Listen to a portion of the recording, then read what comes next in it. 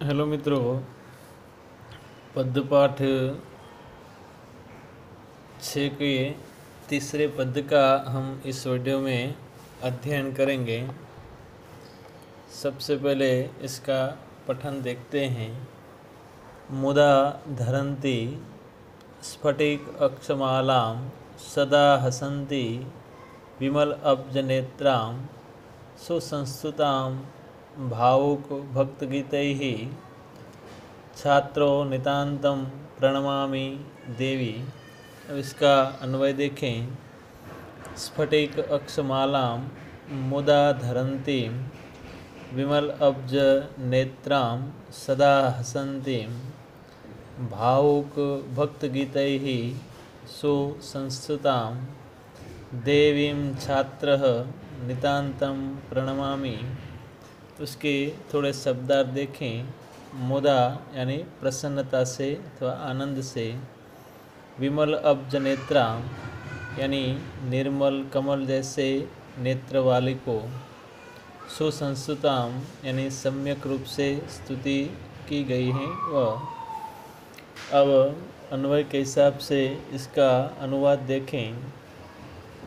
स्फटिक अक्षमालाम मुदा धरन्तीं, श्वेत स्फटिक के मनकों की माला को प्रसन्नतापूर्वक धारण करने वाली, विमल अब्ज नेत्रां सदा हसन्तीं निर्मल कमल जैसे नेत्रों वाली सदा हंसती, भावुक भक्तगीतैः सुसंस्तुतां तथा भक्तजनों के द्वारा सम्यक रूप से स्तुति की गई, देवीं छात्रः नितान्तं प्रणमामि, देवी सरस्वती को मैं छात्र सदा प्रणाम करता हूँ। अब इसका चौथे पद का अध्ययन करें। वरदे सुख दे अभय दे धन दे शरणागत रक्षण कार्यरते जगदीश्वरी देवी सरस्वती रे मयि धेहि यशो धवलम विमलम।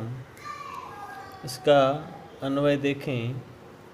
वर दे सुख दे अभय दे धन दे शरणागत रक्षण कार्यरते रे देवी जगदीश्वरी सरस्वती मयि विमलम धवलम यशः देहि। उसके थोड़े शब्दार्थ देखें। मयि यानी मुझ में, धवलम यानी श्वेत। अन्वय के अनुसार इसका अनुवाद करें।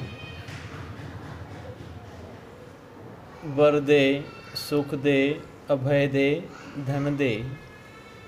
हे वरदान प्रदान करने वाली, सुख दे सुख प्रदान करने वाली, अभय दे अभय प्रदान करने वाली, धन दे धन प्रदान करने वाली, शरणागत रक्षण कार्य रते शरणागत की रक्षा करने के कार्य में तल्लीन रहने वाली, रे देवी जगदीश्वरी सरस्वती मयि विमलम धवलम यशः धेहि। जगदीश्वरी सरस्वती मुझ में निर्मल श्वेत यश को धारण कराओ। तो यहाँ इस पद के अंदर कवि श्री भगवती प्रसाद पंड्या माता सरस्वती की महिमा का गान करते हुए कहते हैं कि माता सरस्वती मनोवांछित वरदान प्रदान करने वाली हैं। और कवि कहते हैं कि आप सुख प्रदान करने वाली, अभय प्रदान करने वाली और शरणागत की रक्षा कार्य में रत रहती हो।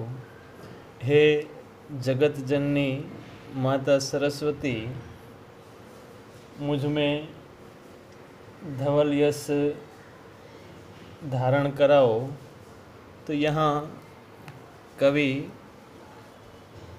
माता सरस्वती को ऐसे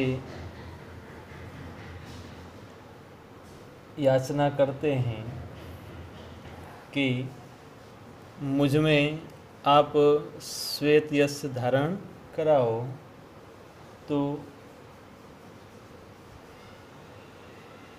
कवि यहाँ श्वेत यश की कामना करते हैं, क्योंकि यश जो है वह भी दो प्रकार का होता है, श्वेत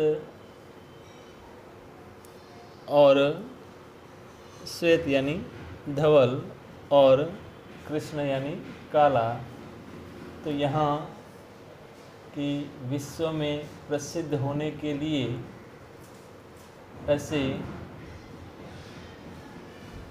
व्यक्ति जो हैं वह सत्कार्यों के द्वारा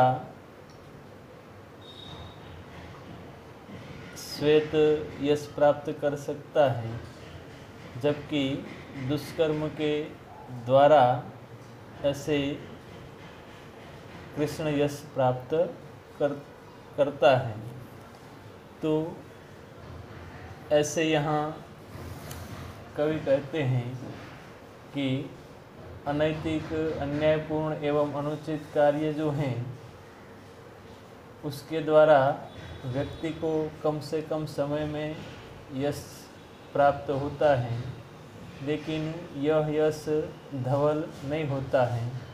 इस प्रकार इस मार्ग से यश प्राप्त करने वाले व्यक्ति प्रसिद्ध तो हो ही जाता है, लेकिन जो व्यक्ति न्यायपूर्ण, नैतिक, लोकहित के कार्य एवं लोकप्रिय होकर यश प्राप्त करता है वह धवल यश है।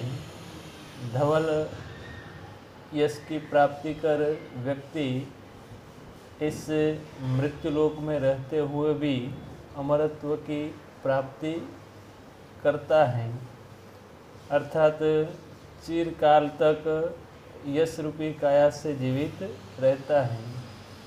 इसलिए यहाँ दुष्कर्मों के जरिए प्राप्त कृष्ण यश जो हैं वह अपेक्षित नहीं है, किंतु सत्कर्मों के द्वारा धवल यश प्राप्त करना अपेक्षित है।